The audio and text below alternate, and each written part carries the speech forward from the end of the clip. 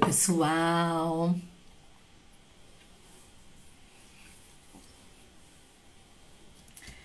Bom dia para quem tá na correria.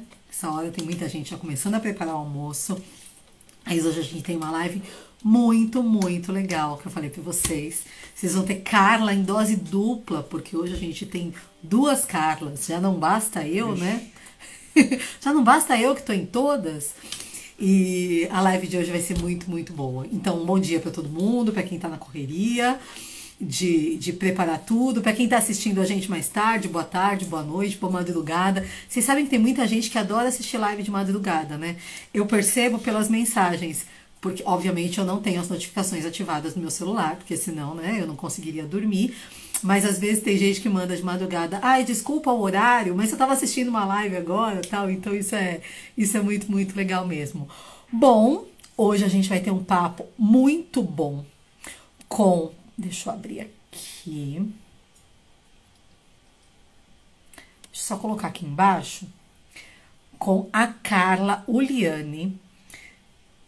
Deixa eu só, peraí, ou eu escrevo ou eu falo, senão o cérebro dá tilt. autismolegal.com.br. E aí eu já vou fixar aqui. Fixar comentário. Ok, pronto. Opa. Fixar. Fixado o comentário.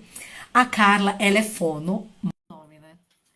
Ah, e ela é uma das profissionais, um dos 30 profissionais que participaram com a gente no projeto do Ah, Mapa do Desenvolvimento Infantil. Tudo bom, Carlinha?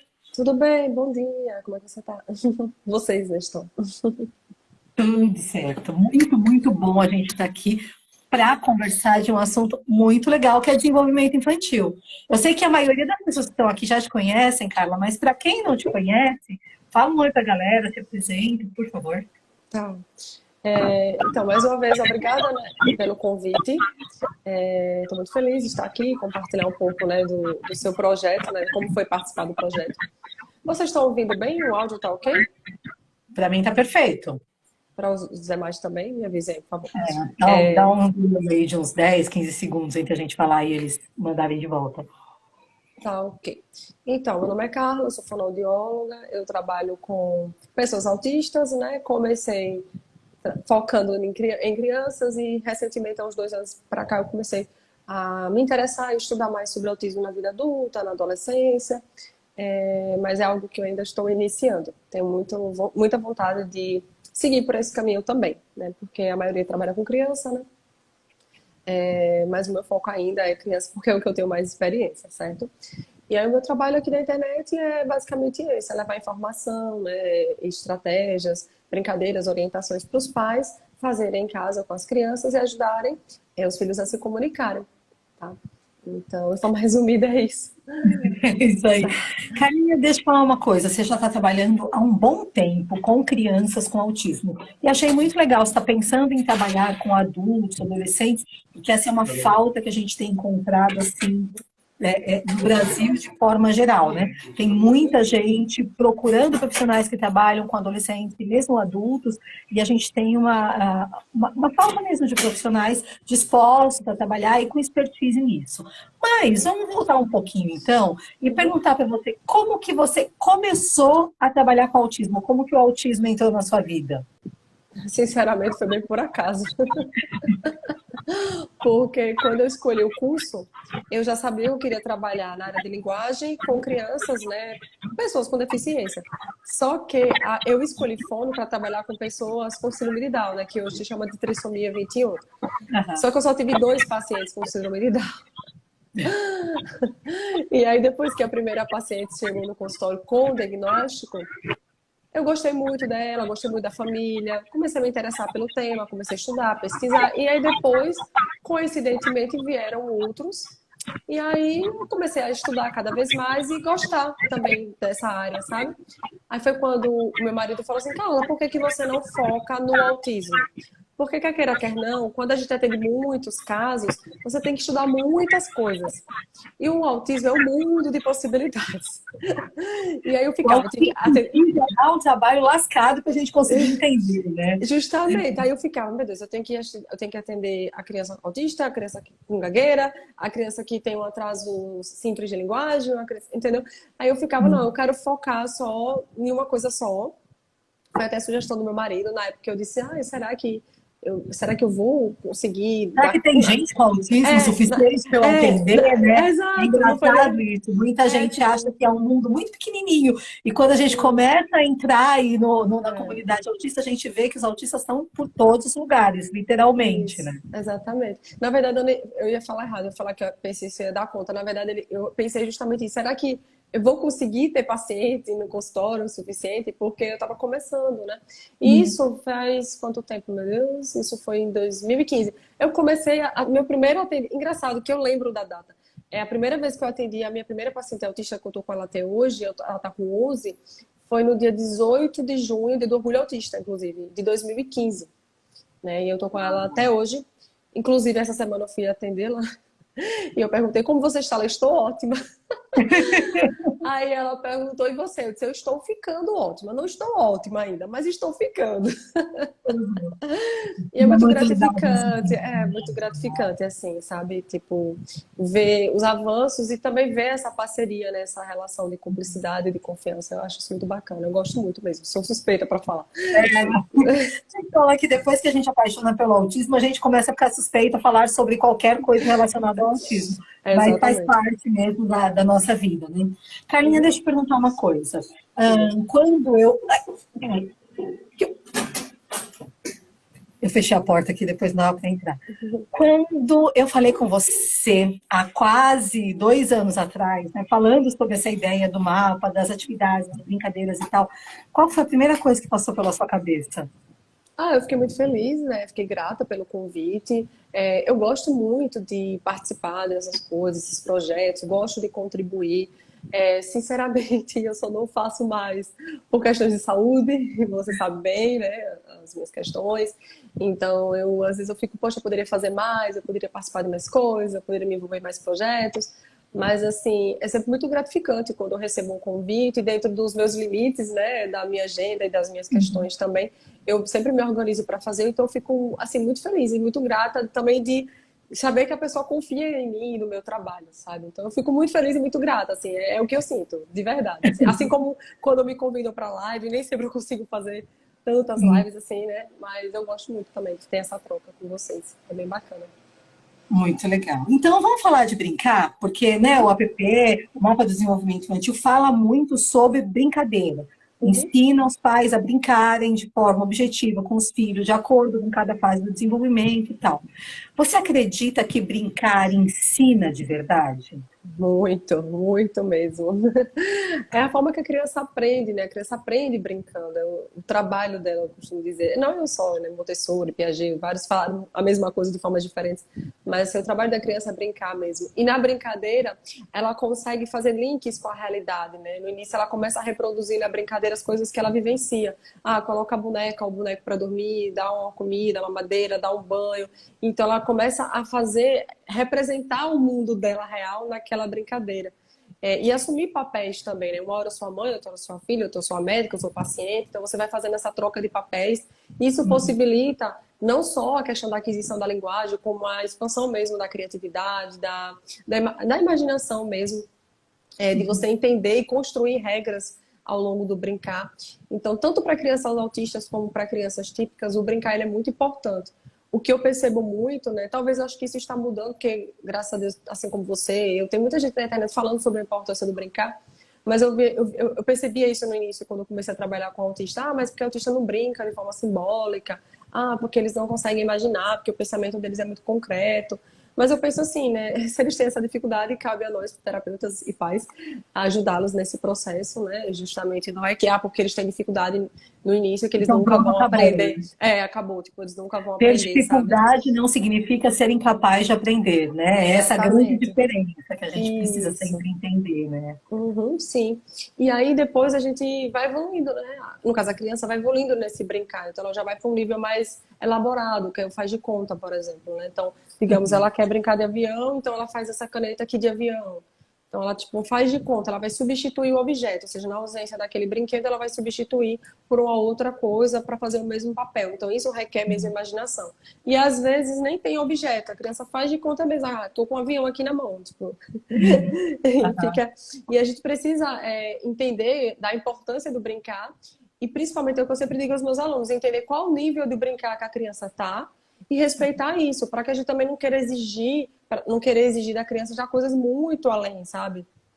Então a gente tem que Exatamente. saber onde é que ela tá, né? Onde a gente tá e onde a gente quer ir, isso é importante. Exato. E eu acho que aí é a grande dificuldade de nós, pais, que a gente quer fazer alguma coisa, a gente quer brincar com o filho, a gente sabe que a gente pode ajudar, mas na maioria das vezes nós não sabemos qual que é o nível do desenvolvimento, a gente nem sabe que existem áreas diferentes de desenvolvimento e tudo, e eu acho que essa é a grande sacada, né, do mapa do desenvolvimento, é que o pai não precisa conhecer tudo isso. Esse conhecimento está todo lá organizado, o pai responde perguntas e o sistema, todo o algoritmo, né, vai trazer os objetivos para aquela criança e as brincadeiras que a gente faz. Isso é muito legal. Mas então eu vou te fazer uma pergunta que eu faço para todo mundo. Tá. Brincar, mesmo que a gente use esse mapa, que está todo bonitinho, todo estruturado, todo feito por profissionais que trabalham com autismo e tudo, substitui a terapia, Carla? Não, não acredito que substitui, não. Eu acredito que é complementar. O que eu sempre digo para os meus alunos, sendo muito sincera, é o seguinte: se a criança não faz terapia nenhuma, é um motivo a mais para que você aprenda a estimular, a fazer as brincadeiras, as atividades, as estratégias, enfim, em casa com a criança. E se ela faz, ela também precisa, né, desses estímulos, dessas brincadeiras em casa, desse incentivo da família. Uma coisa não anula a outra. Eu sempre digo que o trabalho tem que ser em parceria. Só que eu também entendo, Carla, que a realidade de muitas famílias é de não ter acesso a terapias, ou ter acesso 30 minutos cada por semana, tipo, fonoaudióloga, é muito pouco, ou então só consegue uma terapia, tá na fila do SUS. Enfim, tem diversas configurações, digamos assim. E aí os pais eles ficam achando que não conseguem fazer nada. E eu sempre digo, vocês podem fazer, vocês conseguem fazer. Não precisa aplicar técnicas específicas da fonoaudiologia, por exemplo, mas tem muita coisa que vocês podem fazer. E quando as crianças começarem as terapias, vocês continuam fazendo. E vai ser uma coisa tão natural que vocês já vão incorporar na rotina. Ah, tô dando banho, tô contando uma história antes de dormir, tô levando para terapia e trabalhando na atenção compartilhada. Então já fica uma coisa assim que faz parte da rotina e não fica cansativo, sabe? Nem chato para a criança e para o adulto. Mas eu não acredito que substitui, certo? Perfeito. Por isso que eu pergunto para todo mundo, para Uhum, ninguém passar pela cabeça que vai substituir. Mas a gente sabe que a realidade do Brasil é muito diferente uhum. em vários lugares. Tem lugar que a pessoa até tem um plano de saúde, mas não tem um profissional. Mesmo que Isso. consiga pagar, não tem um profissional que consiga trabalhar com a criança, enfim. Uhum. Mas já que você está falando do brincar e do ensinar, e que nós pais podemos fazer alguma coisa, eu vou te usar agora. Eu queria que você ensinasse coisas para que a gente pudesse fazer em casa, que eu não precisasse dos super apetrechos que vocês têm na clínica e que qualquer Uhum. pessoa pudesse fazer em casa para ajudar o seu filho. Você Pronto. pensou em alguma coisa? Eu posso chutar um pedido?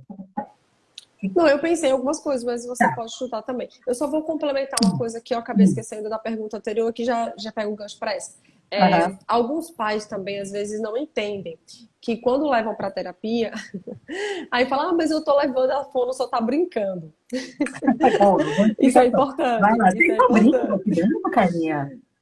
Sim, a gente usa assim de estratégias lúdicas, porém tem um objetivo por trás da brincadeira, não é aquela coisa solta. A gente sabe por que está fazendo aquilo, né? Tem objetivos para serem alcançados. Eu falo isso porque às vezes os pais ficam, ah, mas eu tô pagando, ou então eu levo para fundo, ela só fica brincando. Gente, brincar é importante, brincar é coisa séria. Porém, você também tem que entender o porquê que ela está fazendo aquilo, quais os objetivos. Procure ter essa relação de parceria, entender o que ela está fazendo e perguntar o que você pode fazer em casa. Só para fechar o anterior. Perfeito. E a outra pergunta que você me fez, eu pensei em algumas brincadeiras. Então vai Mas lá. assim, sendo muito sincera, eu pensei em muitas brincadeiras, mas eu quis fazer uma coisa diferente. Mas se você quiser, eu posso dar uma sugestão de brincadeira também. Eu pensei assim. Fala o que você pensou. É porque eu recebo muito essa pergunta. Carla, qual é o melhor brinquedo para uma criança autista de tantos anos? Qual é a melhor brincadeira? Vocês sabem que me perguntam muito isso também? Olha, às vezes me perguntam de presente. Eu quero dar um presente para um menino de 8 anos de idade. Qual presente que eu dou? É difícil, né? Já me perguntaram muito esse negócio de presente. Eu acho super bonitinho, porque é sinal que a pessoa se importa de verdade com aquela criança com autismo e tá meio perdida, né? Mas diga, qual é o melhor brinquedo? Gostei dessa ideia do presente. Geralmente eu compro coisas relacionadas ao hiperfoco. Meus pacientes amam. Exato, é a dica que eu sempre dou também. Coisas né, que a criança gosta bastante. Sim. Eu tinha pensado assim, né? Eu pensei, na verdade, assim, da gente olhar para a criança e ver qual o nível que ela está de brincar e o que é que ela gosta de fazer com os brinquedos. E aí você se aproxima, na verdade, seria mais uma estratégia. E aí você vai se aproximar, observar. Não precisa pegar os brinquedos que ela está usando no momento, porque tem criança autista que não gosta, porque elas enfileiram, né? Tem aquela questão do ritual mesmo, ao brincar. E se uma outra pessoa entra bagunça, isso pode gerar uma... Eles ficam muito bravos, né? O Gabriel ficava muito bravo quando eu mexia nas fileiras de Hot Wheels dele, ele ficava muito bravo comigo. Isso. Aí o que eu faço? Geralmente eu pego outras coisas, às vezes outros carros, outros animais, mas não os que a criança está brincando naquele momento. E aí eu faço a mesma coisa que elas. Eu faço uma fila, vou colocando assim em fila, e aí eu vou mudando algumas estratégias. Depois que eu termino a fila, vamos fazer uma corrida, aí eu pego os animais e coloco para correr um do lado do outro, e faço o som dos animais. Ou então eu tenho um caminhão que abre a porta. Não sei se é caminhonete que fala, não sei, não entendo o nome de carro nenhum. Dá pra gente entender. Ele é um caminhão que encaixa as formas e tem a portinha. Aí eu faço a fila para que os animais entrem, como se fosse a cegonha dos carros, né? Legal.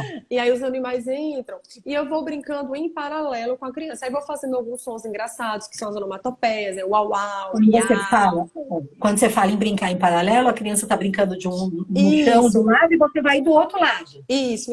Obrigada. Que a minha brincadeira também é legal, é isso? É isso, exatamente. Porque o que acontece? Geralmente, como é que os pais fazem quando não tem a informação? Eles chegam e ficam nervosos e falam, não é assim que brinca, tá errado. Às vezes nem fala, mas já vai lá e tenta ajeitar, sabe? Já arruma, né? Que pai nunca fez isso? Levanta a mão. Eu já fiz. Eu também já fiz isso no início na terapia. A gente não faz por mal, a gente acha que está ajudando, mas a gente acaba atrapalhando às vezes, porque não é bem assim que a gente chega, né, Karine? Sim. E eu fazia também isso no início, né? Quando eu comecei a trabalhar e tal.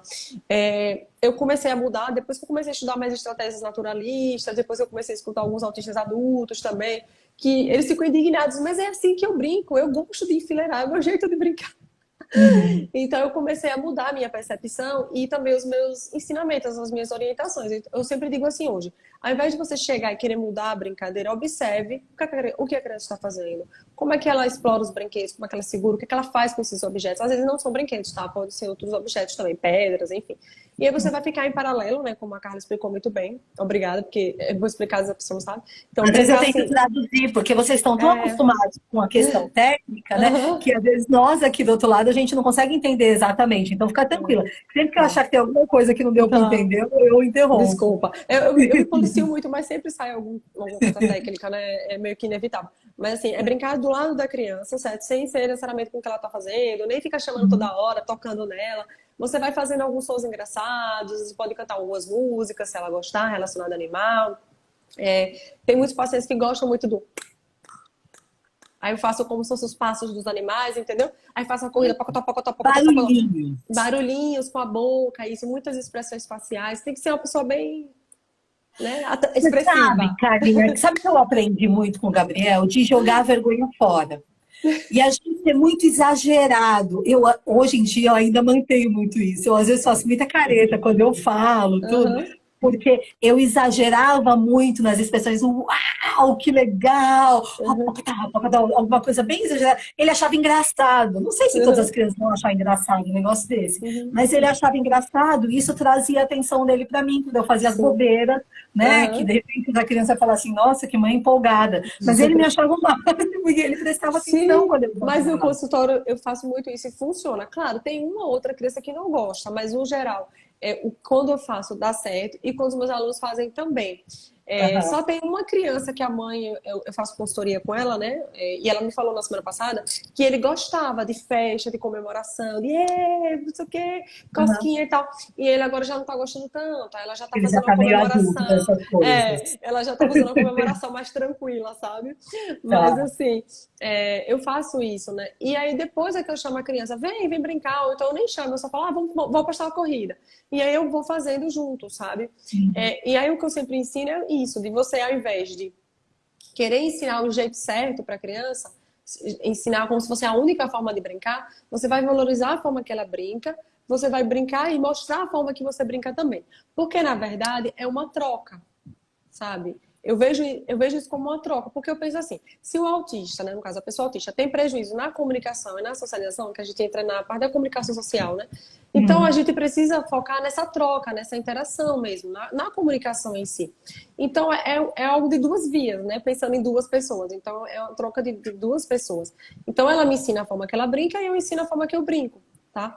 E eu percebo que isso diminui bastante a resistência. Claro que não é uma fórmula mágica que você vai fazer uma E vez também não só. é no dia que eu comecei que a criança vai topar brincar É, comigo. Isso é um processo, né, exatamente, Carla? Muitas vezes a exatamente. gente vai, faz igual a criança na menor bola pra gente, Uhum, depois a gente volta, vai de novo mais um pouquinho, porque uhum, essas coisas demoram um pouco, mas a chance de você poder participar da brincadeira fazendo de pouquinho em pouquinho uhum. aumenta muito, né? Você vai quebrando, não sei se a palavra correta seria essa, a rigidez, né? Você vai quebrando essa rigidez, porque os autistas têm muito essa resistência, né, com o novo ou com a transição de uma tarefa para outra. Então, estão ali fazendo uma coisa que eles gostam muito, e aí você quer que eles façam a transição para outra que eles nem sabem o que é. Então, não tem aquela previsibilidade, aquela segurança. E quando eu brinco em paralelo, eu já torno aquela coisa mais previsível. Ele já sabe o que é que eu estou fazendo, o que é que vai vir depois. E eu repito geralmente na mesma sequência, entendeu? Aí quando a criança entende a sequência, eu já vou fazendo algumas variações, porque aí também já ajuda na rigidez. Então é sempre realmente um processo, porque às vezes a pessoa tenta uma vez, duas e desiste, porque fica frustrada, fica achando que o problema está nela, que é porque ela não sabe estimular, que é porque ela não é interessante e criativa o suficiente.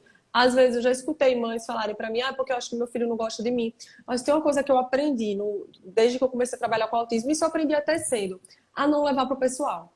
Porque às vezes a gente acha, é porque ele não gosta de mim, é porque ele é diferente, é porque eu sou chata, é porque. Não é porque o cérebro dele funciona diferente, A gente entende? até é chato, mas eles gostam, né? A gente insistente também, tá? Mas tudo bem. Mas geralmente quando eles quebram essa rigidez, assim, essa resistência inicial que eles fazem, gostam e querem repetir várias e várias e várias vezes, né? Isso acontece muito também. Legal. Muito bom. Mas é importante a gente saber que não é porque a criança não gosta de mim, ou coisa, porque ela tem uma dificuldade mesmo.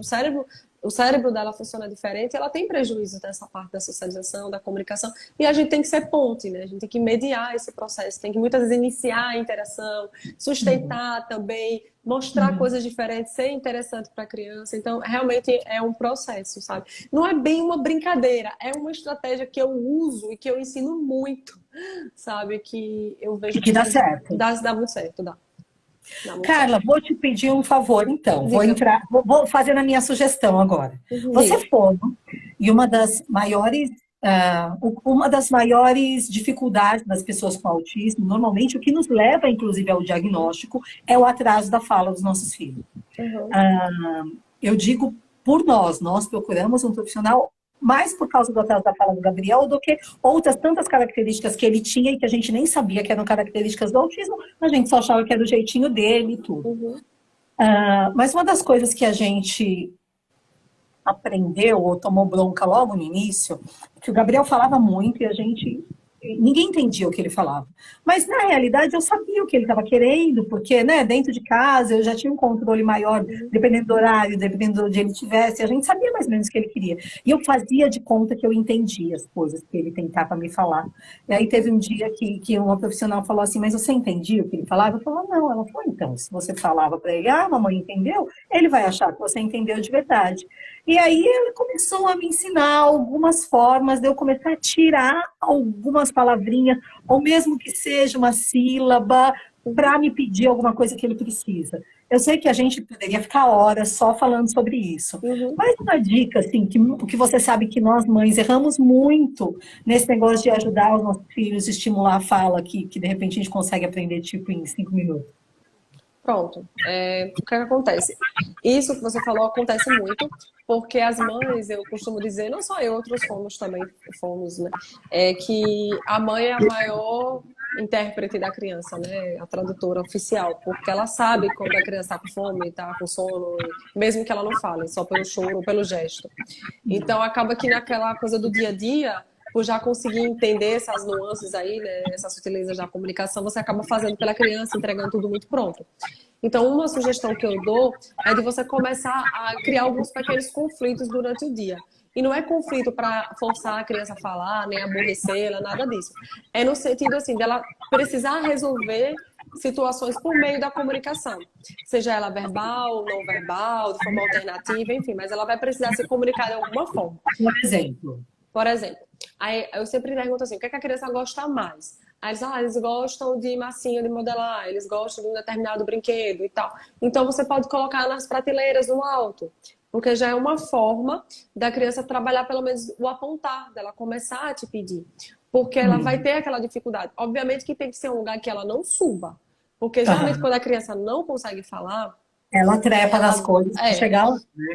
ela sobe na mesa, na cadeira, no guarda-roupa, ela sobe tudo. Então tem que tomar cuidado com isso também, que ela pode subir alguma coisa, né? Cair e se machucar. Então coloque numa prateleira. Tem uma menininha que eu acompanho, ela tá com 5 anos e meio. Eu comecei com ela no início do ano passado. Ela tava com 4 e pouquinho. E aí ela não apontava ainda.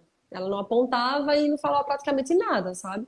Aí eu disse, olha, a primeira coisa que a gente tem que trabalhar é o apontar. Porque ela puxa, faz o outro de instrumento, né, de ferramenta, e ela chora, e vocês não conseguem entender, e ficam frustrados, e dão qualquer coisa, ela entra em crise. Aí eu falei, vamos trabalhar esse apontar. Tem Ah, meninas aqui, tem umas mães aqui falando exatamente disso, quando a mãe não dá, que a criança entra em crise, e isso. tal. Ah, Exatamente.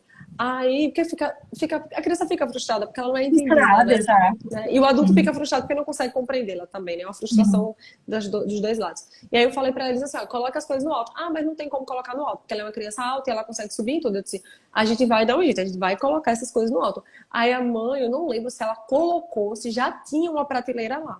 Ela pegou uma boneca que ela gosta muito, tipo essa bonequinha de pano que eu tenho, só que a dela é bem grande, sabe? Que eu acho bonitinho, Aham. boneca de pano, eu gosto. E ela tem uma bem grande. Aí a mãe colocou lá no alto. O nome da boneca é Mel. Pronto, vamos fazer ela pedir a Mel.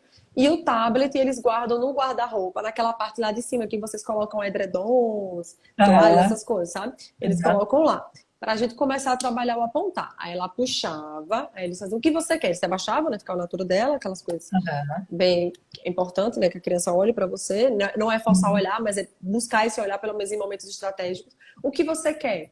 E aí a criança fica tentando fazer o alcance dirigido, né? Porque não dá para ver minha mão. A criança fica tentando fazer Ligar na assim, dela, vou dar ou uma fazer limpa. assim, para o adulto botar no braço, né? E a criança pegar. E aí você fala, ah, boneca. E aí você pega a boneca, você aponta a boneca, você aponta e entrega. Ou então, se a criança não tiver alguma hipersensibilidade tátil, né, você pode pegar a mãozinha dela, abaixar os dedinhos, deixar o indicador e você lá dar o suporte físico para ela tocar, para ela Uhum. começar a se apontar. Claro que esse suporte você vai tirando aos poucos, tá? Uhum. O suporte físico total, depois parcial, você vai tirando aos poucos. Que tem criança que precisa de suporte mesmo, sabe?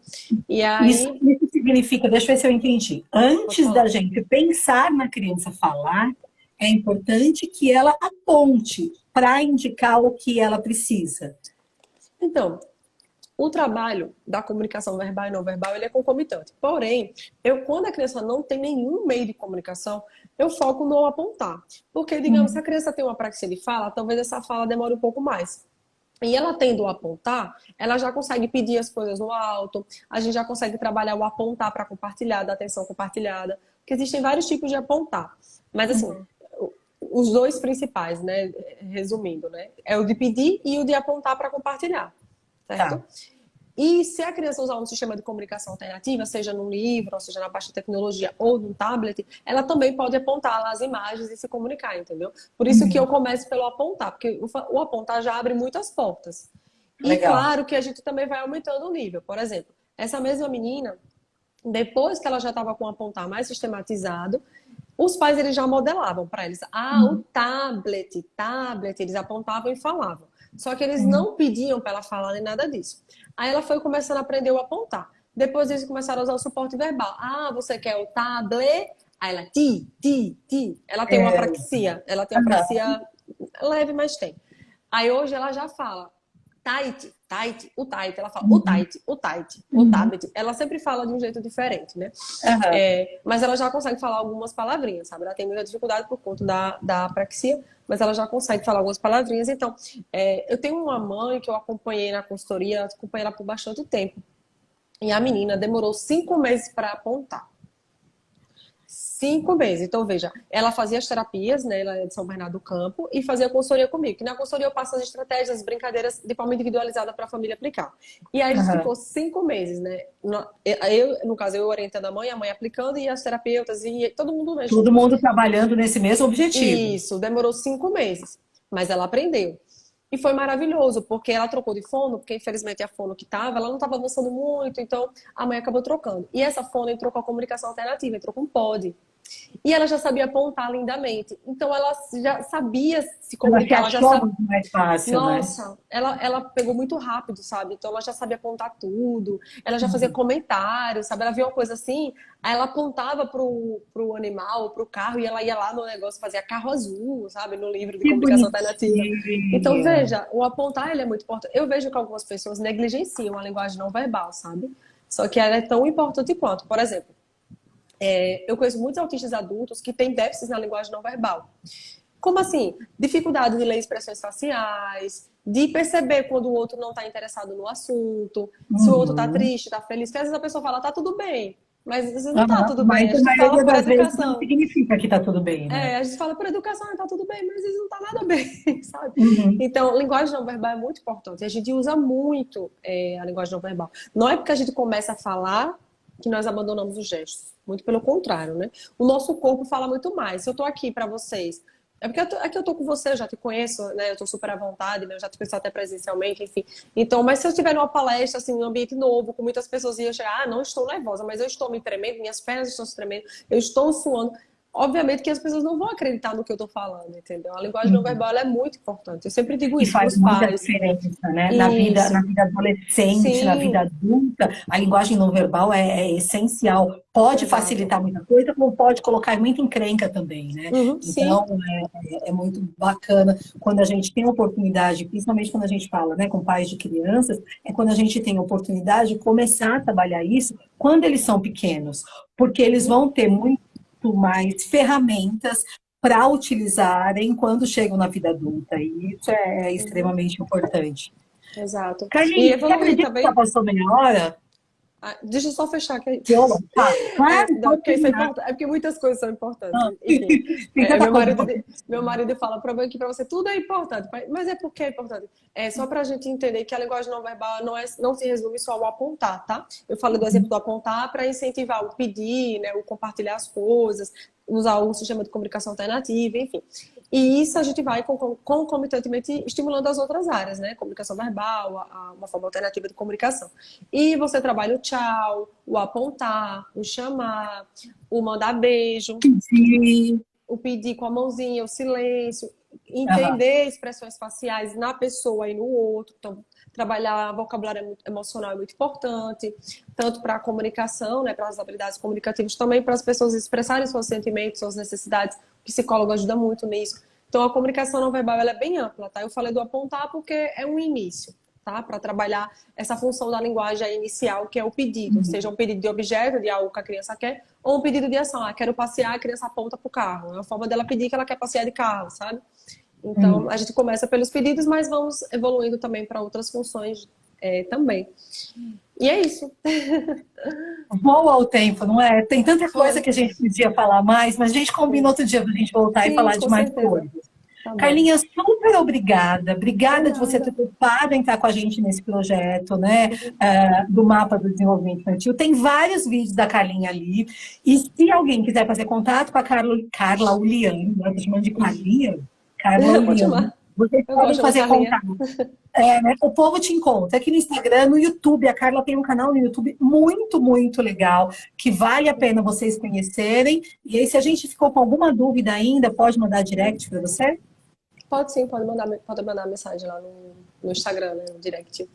Legal. Só uma coisinha, né? Espero que tenhamos outra oportunidade em breve. Você veio para cá, para Aracaju, não lembro o mês, acho que foi em abril que você veio, foi em maio, para o Ah, evento da Valesca. Você esteve aqui esse ano. E aí Aham. eu só fiquei sabendo depois, eu não soube do evento porque eu não estava muito bem, estava passando por um processo de Você não luto. estava boazinha, é. Mas Eu não não. estava acompanhando muitas coisas aqui no Instagram, acabei que eu nem via o evento de Valesca, acabei que não divulguei e eu nem sabia que você está aqui. Aí quando a Aline me avisou, acho que foi no dia anterior, ou foi no Uhum. mesmo dia, não lembro, assim, pra gente sair pra jantar, pra almoçar, uma coisa assim.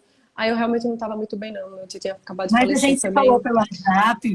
Não vai faltar oportunidade para a gente se encontrar É, de novo. com certeza, quando eu for a São Paulo, quando vocês estiverem aqui novamente, eu quero muito encontrá-los novamente e conhecer o Gabriel, porque eu não conheci o Gabriel, conheci seu esposo, te conheci, mas não conheci o Gabriel ainda, né? Gabriel já deve estar maior que você, Carla. Com certeza.